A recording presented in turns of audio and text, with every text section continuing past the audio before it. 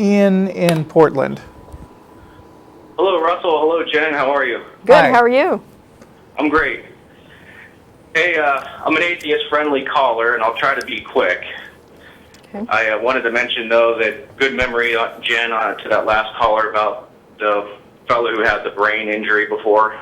That was a great call into the show. Oh, thank you. Is there a really bad echo on your side? No. No, you're breaking up a little bit, but Okay.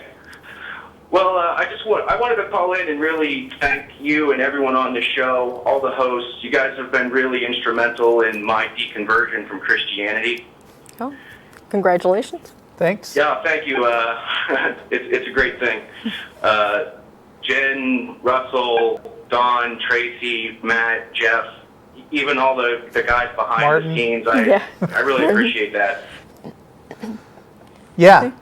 Well, I mean, we love to hear that, especially because so many people say, "Don't waste your time." Nobody ever changes their mind. They so too do. Yeah. Oh yeah, that's totally not true. Right. Yeah. Well, hey, I wanted to call in with a couple of quick things. So for me and why I'm an atheist, and I've read a lot of different pieces of philosophy, and I've read a lot of religions and their texts and tried to study what they were about. And so my atheism is really towards the big G, the gods that all these religions are trying to claim, whether it's everything from Mormonism to Scientology to Islam to Hinduism. I'm going after the big one here. So I wanted to just provide a couple reasons why I don't believe in these gods and get your feedback. So the first one is commonly talked about. The previous caller brought it up too. It's the evidence claim, the material evidence, the demonstrable evidence. I would even go so far to say the ontological evidence is lacking. But I don't want to go down the whole evidence road because that one's often talked about. So let me move on to the next one, which is interpretation. So one of the reasons that I became an atheist was over the fact that all of these books and all these religions and supposed gods have really chosen one of two ways to deliver their message, either through some kind of textbook or through some kind of divinely inspired man on the planet Earth.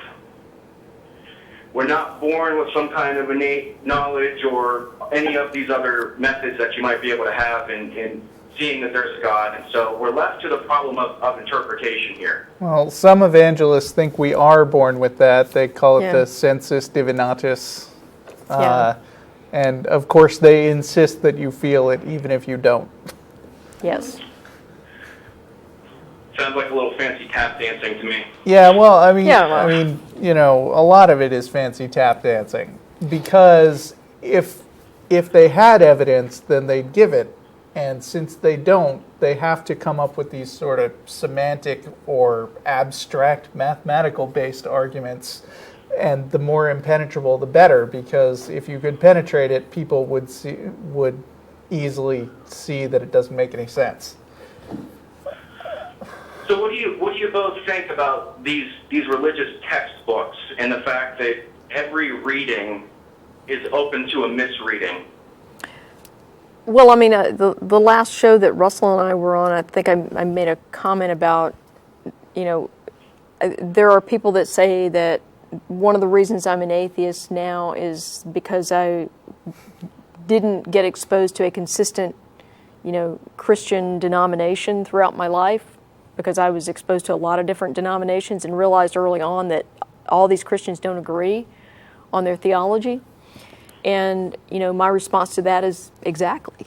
That's exactly, one of the things that caused me to start questioning. It's the fact that Christians don't agree what they mean. Yeah, God's a terrible author. Yeah. I read Richard Feynman's lectures on physics, for example, and I can totally understand what he's trying to say about very difficult subjects. And it's not that Richard Feynman is infallible or that everything he says is right, but I can read Richard Feynman's book and come up with an understanding of his subject as he understands it, which is very, very close to what any other person reading it would think, because he doesn't couch it in a bunch of vague metaphor and a bunch of nonsense about seven-headed monsters that could be interpreted different ways by everybody. That's why the Bible is the big book of multiple choice. Yeah. Yeah, and so many other religious texts follow suit with that. Right. Yeah. Most of them. Pretty much all, actually. Yeah. And so let me just jump to the third. The third one is it's sort of based off the evidence claim, but it's the implication.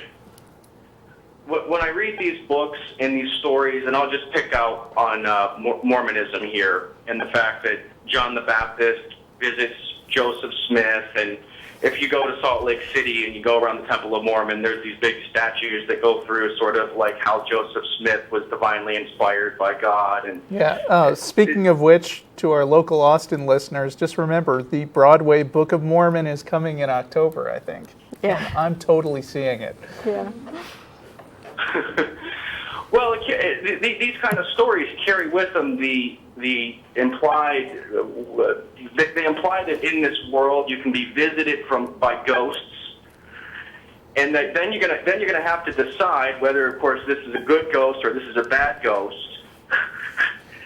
And so these are the kind of the things, as you read these different texts. For me, they were just keeping that in mind. Like, what would it really mean in the world if this kind of stuff actually went on?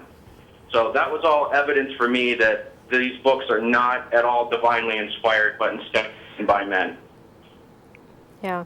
Yeah, see, for me it comes right down to the evidence, because if you read any religious text that makes any kind of claim about something, you can actually go in and take a look at that claim and test it against reality and determine if that claim holds up or not. And you can, the supernatural claims, I mean, there's no evidence that the supernatural stuff happens ever.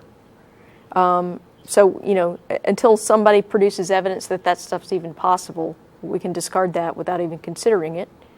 And in terms of, any other physical claim that, that is said to occur, and the Bible makes several, you can go and actually look at independent sources and determine if that's a legitimate claim or not.